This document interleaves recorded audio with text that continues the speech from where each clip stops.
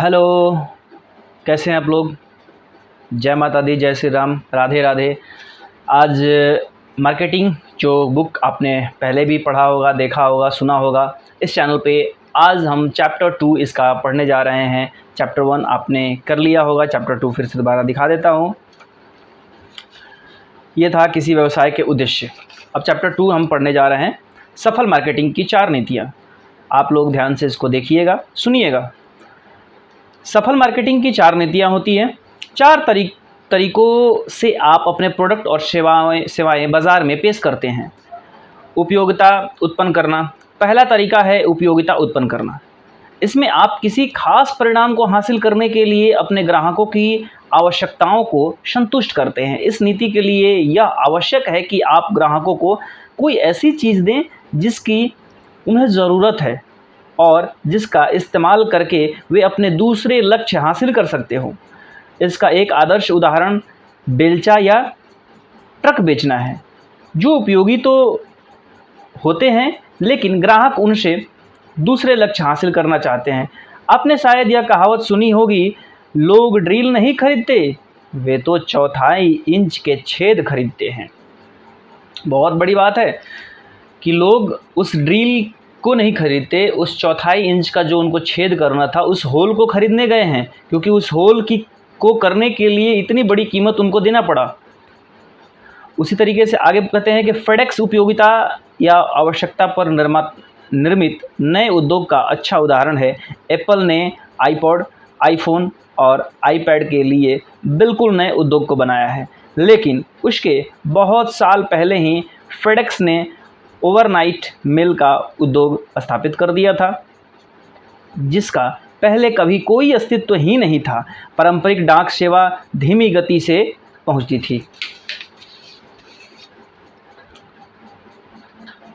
इसलिए फेडेक्स के संस्थापक फ्रेड स्मिथ ने पत्रों और पैकेज की रातों रात त्वरित डिलीवरी की भारी आवश्यकता को भांप लिया। अपने वर्तमान बाजार पर नज़र डालें। आगे आने वाले महीनों और सालों में आपके ग्राहक और संभावित ग्राहक क्या चाहेंगे, उन्हें किस चीज़ की ज़रूरत होगी और वे किसके लिए पैसे देने के इच्छुक होंगे। जैसा पीटर ड्रकर ने कहा था, रुझान ही सब कुछ है।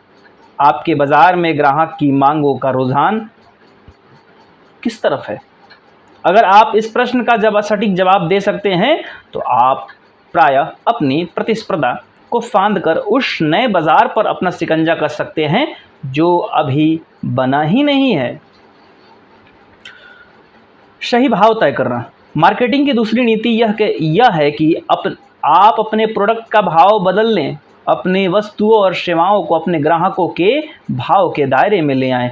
इस तरह आप बिल्कुल नए बाज़ार के द्वार खोल सकते हैं जो आज मौजूद ही नहीं है।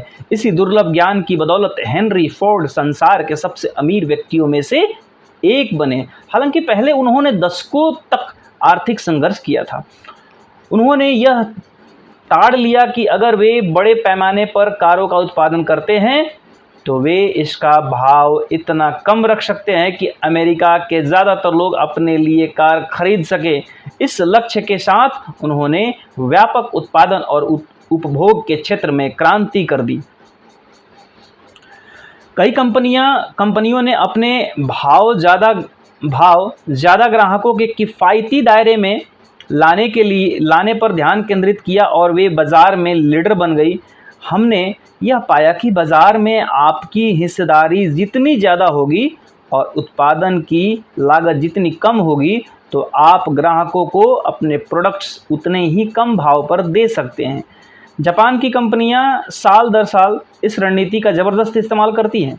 सबसे पहले तो वे बाज़ार में हिस्सेदारी हासिल करने के लिए अपने प्रोडक्ट्स और सेवाओं का यथासंभव न्यूनतम भाव तय करती हैं। बाज़ार में हिस्सेदारी हासिल करने के साथ वे बड़े पैमाने पर उत्पादन करती हैं, जिससे उत्पादन लागत घट जाती है। वे इस बचत का लाभ अपने ग्राहकों को देते हुए अपने भाव कम कर देती हैं, जिससे बाज़ार में उनकी हिस्सेदारी और भी बढ़ जाती है। इस नीति पर चलकर अंततः उन्होंने कई बाज़ारों में प्रवेश करने के बाद उन पर कब्जा कर लिया। अपने ग्राहक की वास्तविकता पहचानें। मार्केटिंग में तीसरी रणनीति ग्राहक की सामाजिक और आर्थिक वास्तविकता के अनुरूप ढलना है। सीरियस इसका आदर्श उदाहरण है। सीयर्स ने कैटलॉग व्यवसाय में बिना शर्त की मनी बैक गारंटी दी और इसकी बदौलत अपने समय में संसार का सबसे बड़ा रिटेलर बन गया।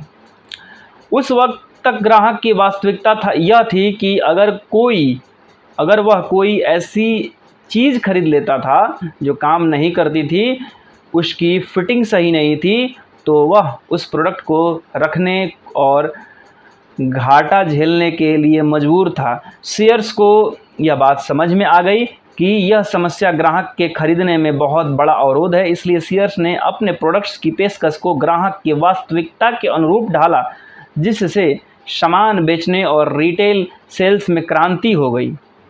हर प्रोडक्ट एक मुख्य लाभ प्रदान करता है। यही लाभ वह बुनियादी कारण होता है जिसकी वजह से ग्राहक उस प्रोडक्ट को खरीदता है। हर प्रोडक्ट या सेवा को खरीदते समय एक मुख्य डर भी सताता है जो ग्राहक को वह प्रोडक्ट या सेवा खरीदने से रोकता है। मिसाल के तौर पर ग्राहक जोखिम देखकर दहशत में आ जाते हैं। उनके मन में यह डर होता है कि कहीं वे ज़्यादा पैसे ना दे दें, गलत प्रोडक्ट ना खरीद लें, पैसे ना गंवा दें और किसी गड़बड़ चीज़ के साथ ना फंस जाएं। उनका डर चाहे जो भी हो, यही वह मुख्य कारण होता है जो पात्र संभावित ग्राहक को किसी भी प्रोडक्ट या सेवा को खरीदने से रोकता है। मुख्य लाभ का मतलब वह अनूठा अतिरिक्त मूल्य जो ग्राहक को आपके प्रोडक्ट्स खरीदने पर मिलेगा। जब आप मुख्य लाभ पर जोर देते हैं और इसके साथ ही उसके मुख्य डर को दूर कर देते हैं, तो आपके प्रोडक्ट्स के लिए एक भारी बाजार खुल जाएगा। सच्चा मूल्य पहुंचना।